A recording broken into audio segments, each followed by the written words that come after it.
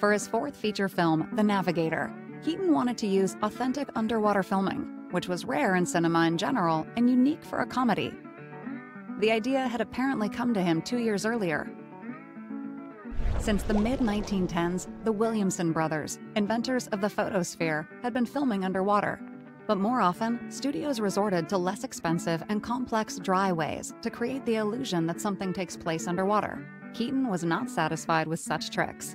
At first, he tried to shoot the scenes in the city's public pool, deepening it to 20 feet, but it suddenly cracked, unable to withstand the weight of the water. Eventually, the scenes were filmed in Lake Tahoe, Nevada. The shooting was conducted at a depth of about 20 feet. Keaton himself went underwater in a 200-pound diving suit, and to ensure the viewer would not doubt it was really him, they made him a special helmet with a glass window that revealed his full face. The air was pumped to the suit through a hose from the platform, but this system was not so safe.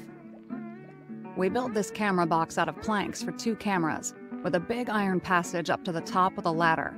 The water in Tahoe was so clear you could really see, but so cold that I could only stay down about 30 minutes at a time. As long as I could stay down, it'd go right through you. I was 1 month up there shooting that sequence. His fifth feature film, 7 Chances, was not Keaton's favorite at all. Despite the surreal chase through the streets of Los Angeles involving 500 brides. This was because his producer imposed the script on him. He only really loved the closing sequence with an avalanche of stones.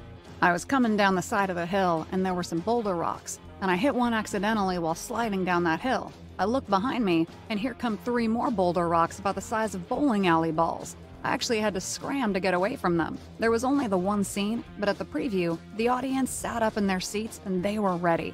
I said, "Oh, that's all we need." We built 1,500 rocks, starting from grapefruit size, up to one that was 8 feet in diameter, weighing 400 pounds. We spotted one of those big barren mountains, took these rocks, and then I went up there and got started. At least I was working with paper mache, although by the time you built the framework, it weighs something. You could get hit with them all right. Well, I got into the middle of the rock chase, and it saved the picture for me. And that was an accident. It hadn't been framed.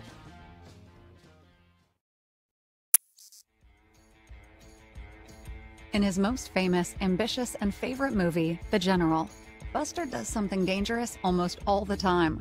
He shoots a ball from a real huge cannon into his cabin on the move, jumps through a burning bridge, and runs along trains as if along the street. But one stunt here is particularly impressive. Johnny Gray, seeing a stuck railroad tie blocking the way, pulls it right out from under the nose of a slowly approaching heavy locomotive, which would not be easy to stop if something went wrong. But as soon as he manages to more or less cope with one railroad tie, another one is immediately found on the tracks, and Johnny instantly knocks down the second tie using the first one. The stunt, however, has one secret. The ties in the movie are actually props. By enlarging the frame, we can see rivets on the tie. Buster weighed about 140 pounds, and a real wooden railroad tie about 200 pounds, so it would be a little difficult to use them for such a stunt. That one, where one railroad tie hits the other one of those where people started gasping instead of laughing. A one-take shot.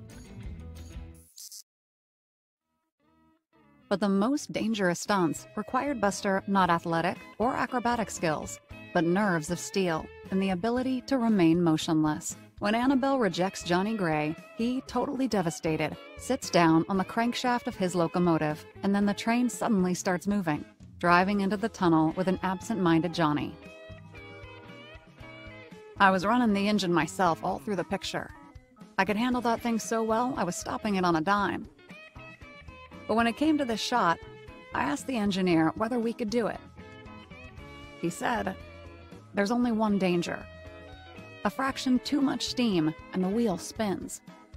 And if it spins, it will kill you then and there."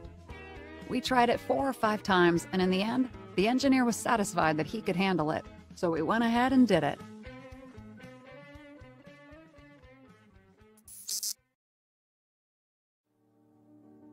Keaton's most dangerous and most famous stunt appears in his final independent film, Steamboat Bill Jr. The film is pumped with an epic scene of the destruction of the city by a hurricane, for which 6 aircraft engines were used, so powerful that one day they blew a truck into the river. During a hurricane, the facade of a building collapses on an unsuspecting Willie Canfield, so he only survives by a miracle. Keaton had already used this stunt in Roscoe Arbuckle's short film Backstage, in his own short film 1 Week, and in miniature in The Blacksmith. But never on such a truly deadly scale. The wooden facade, with a width and height of about 20 feet and weighing about 4,000 pounds, was fixed to the ground on hinges. We laid the framework down on the ground and built the window around me so that I had a clearance of 2 inches on each shoulder. The top missed my head by 2 inches, and the bottom my heels by 2 inches. We marked the ground out and drove big nails where my 2 heels were going to be. They put the front on, painted it, and made the jagged edge where it tore away from the building. 4 people on the roof simultaneously cut the rope, and the facade fell under the pressure of the wind and its own weight. Keaton's widow, Eleanor, said that right before the shooting, he was informed that his producer, Joe Skank, was closing his studio. I was mad at the time, or I would have never done the thing. 2 extra women on the sidelines fainted, cameramen turned their backs, and everybody on the set was frightened. But it was a great scene.